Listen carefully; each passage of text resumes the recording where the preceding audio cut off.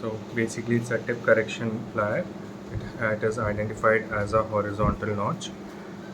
It is used to form power ridges or incisor ridges onto the buccal surface if we need to tip the teeth lingually or palatally. So we just engage as incisal as possible and press a gentle uh, notch onto the liners.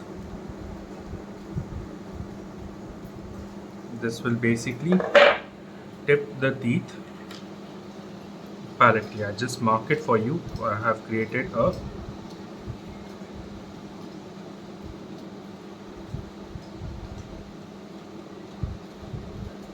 horizontal notch onto the liners.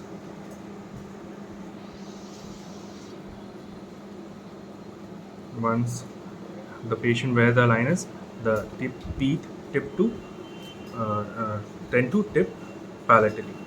It basically closes point 0.1 or point less than 0.2 mm of space if there is remaining.